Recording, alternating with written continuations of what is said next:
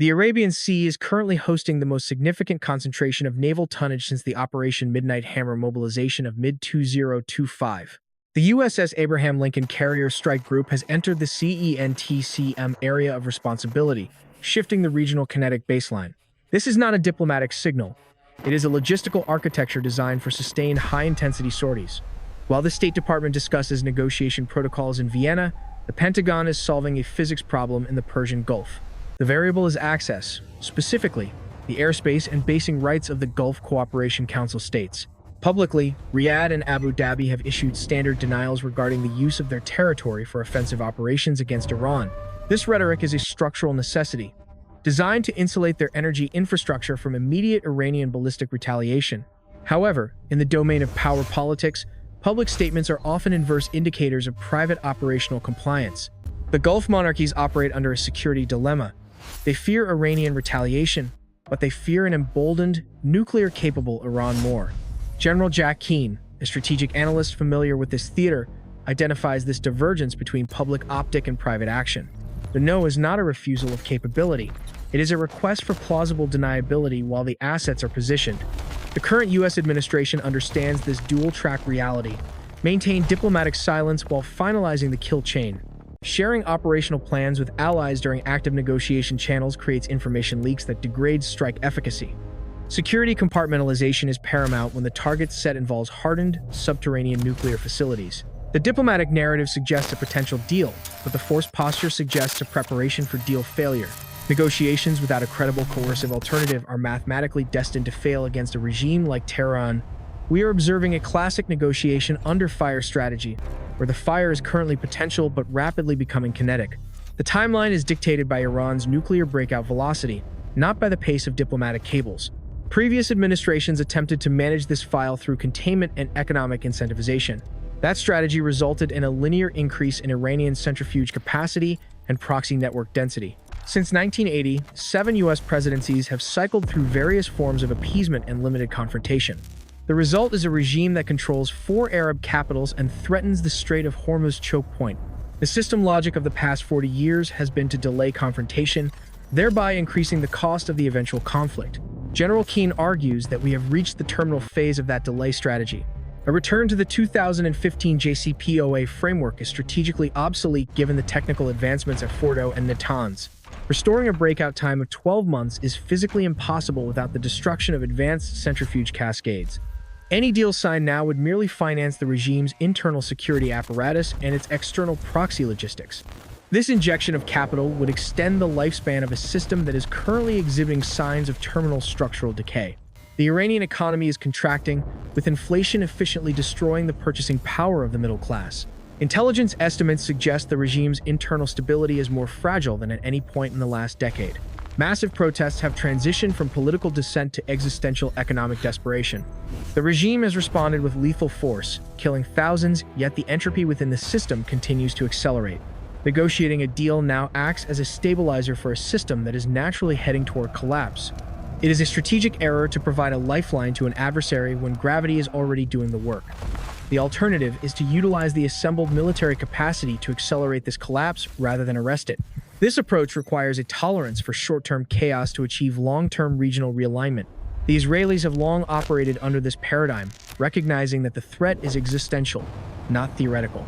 Tel Aviv's delay in independent action is likely contingent on the arrival of heavy U.S. ordnance and air defense integration. The deployment of THAAD batteries to Al-Udeid and Patriot systems across the Gulf confirms this defensive integration. These systems are not placed for exercises, they are the shield required to enable the sword.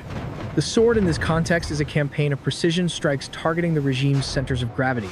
This is not an invasion scenario involving ground maneuver units or nation-building mandates. It is a punishment campaign designed to degrade specific high-value capabilities: nuclear, missile, and command control. The distinction is critical. Ground wars are quagmires. Air campaigns are coercive instruments of policy.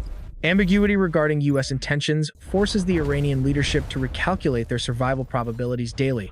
General Keane emphasizes that the president's unpredictability is a tactical asset in this calculus. A predictable superpower is manageable. An unpredictable one forces the adversary into a defensive crouch. The objective is to restore deterrence, a psychological state that has eroded over decades of inaction. Deterrence is only re-established when the adversary believes the cost of non-compliance exceeds the cost of submission. The assets are in place, the targets are mapped, and the window of opportunity is narrowing. The current strategic window represents a convergence of maximal external pressure and maximal internal fragility within Iran. General Keane characterizes this not merely as a tactical opening, but as a paradigm shift in Middle Eastern security architecture. The regime's center of gravity has shifted from ideological fervor to a brittle reliance on internal suppression mechanisms. Striking now does not unify the population behind the flag, it fractures the remaining cohesion of the security elite. The target deck for a decisive campaign extends beyond the centrifuge halls of Natanz or the mountain complex at Fordo. A true systemic takedown requires the kinetic interdiction of the regime's economic respiration. The hydrocarbon export infrastructure. 90% of Iran's oil exports flow through the Karg Island terminal, destined primarily for Chinese energy markets. Severing this artery forces an immediate liquidity crisis, halting payments to the Basij militia and proxy commanders abroad. This creates a friction point between the ruling mullahs and the Praetorian Guard of the IRGC who demand payment. The intent of such a strike is to catalyze the existing entropy within the state, effectively weaponizing the ongoing civil unrest. Previous negotiations provided cash infusions that acted as shock absorbers against these internal contradictions. Removing that financial buffer turns every protester in the street into a systemic threat rather than a manageable nuisance. Critics argue this risks a broader regional conflagration, invoking the specter of a forever war in the Gulf.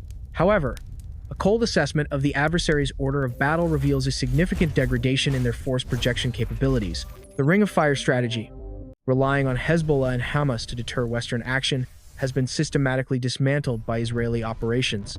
With their forward-deployed proxy deterrence neutralized, Tehran is left exposed, relying solely on indigenous ballistic capabilities.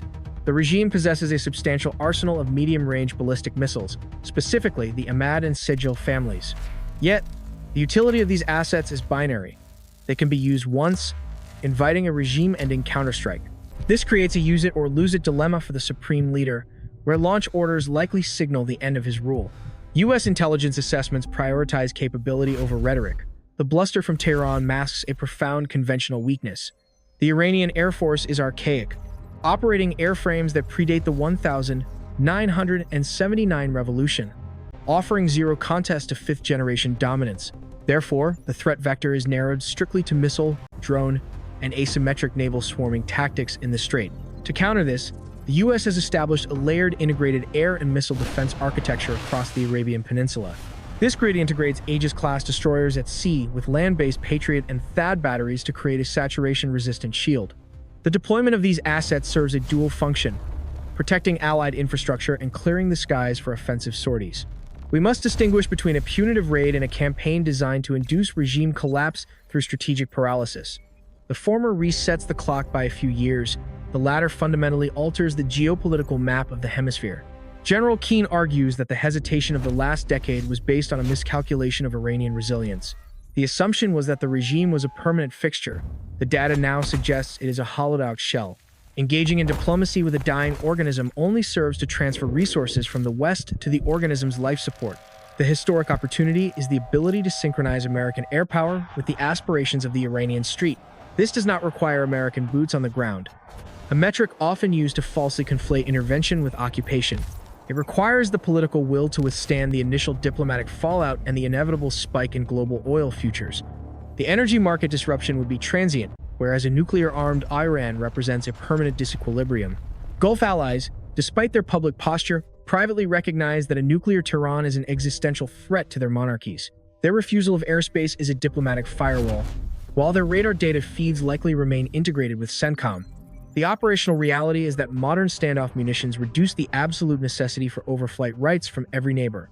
Carrier-based aviation and long-range bombers can execute the mission vectors from international waters and friendly corridors. The constraint is not geography. The constraint is the decision-making latency in Washington. Every day of delay allows the regime to harden its facilities and further enrich its uranium stockpile toward weapons grade. The physics of nuclear breakout are linear and unforgiving. Diplomacy is non-linear and often illusory. We are currently witnessing a race between the diplomatic illusion and the physical reality of the centrifuge cascades. President Trump's instincts, as noted by the general, lean toward disruptive action when the status quo becomes untenable. The disruption here is the removal of the nuclear variable from the Middle Eastern equation by force. Such an action would reestablish the credibility of American red lines, which have been erased by years of non-enforcement.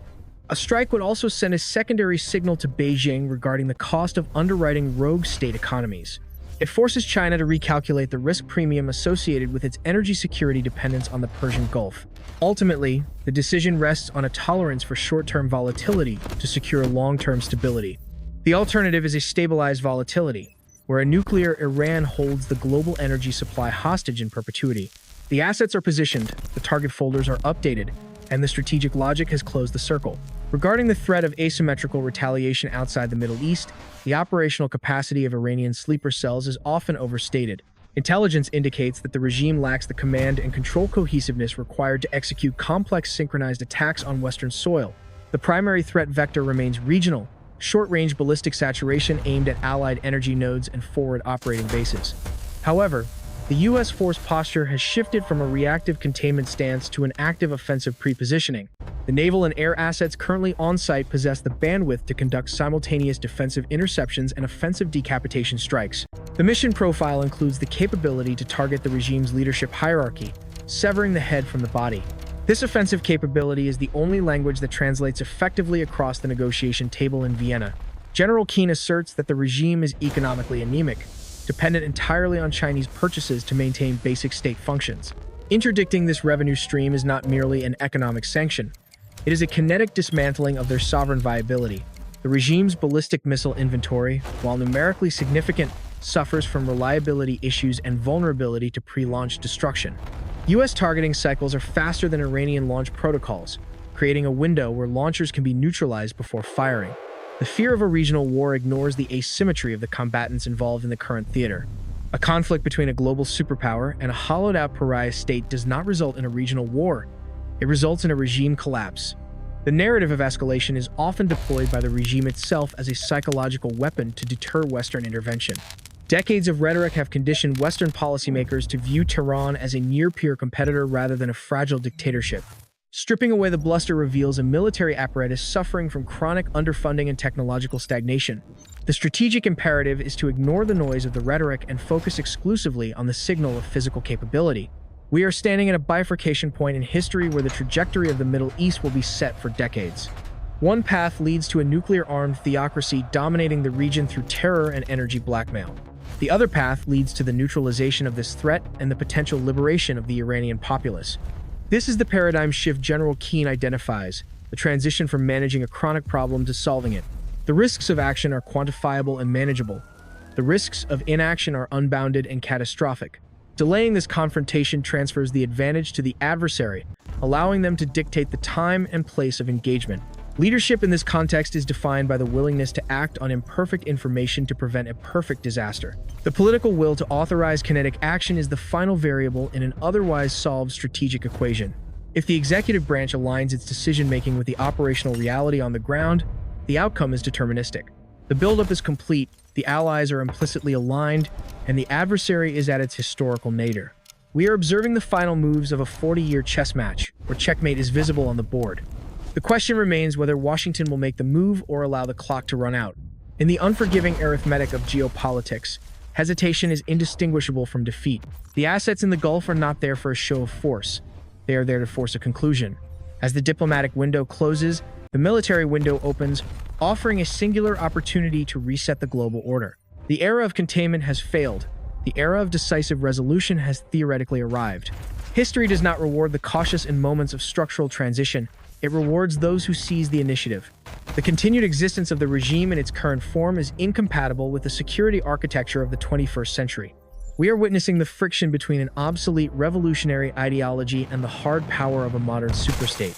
The resolution of this friction will likely be violent, brief, and consequential for the global energy market. But the restoration of deterrence requires the demonstration of overwhelming force, not just the threat of it. General Keane's analysis suggests that the time for talking has passed and the time for kinetics is imminent. The machinery of war is cold, precise, and ready. It waits only for the command signal. If that signal comes, it will mark the end of the 1979 paradigm and the beginning of a new Middle East. If it does not, we accept the reality of a nuclear Iran and the chaos that inevitably follows. The choice is binary, the stakes are existential, and the margin for error is zero. This is not news. This is the mechanics of power operating in real time. The world is watching the Arabian Sea, waiting to see if the United States still possesses the will to lead. Strategy is the art of the possible. Victory is the art of the necessary. The necessary course of action is clear to those willing to look past the diplomatic fog. We remain on station, monitoring the inevitable collision of these opposing forces. This concludes our assessment of the current operational theater in the Persian Gulf. The board is set. The next move belongs to Washington.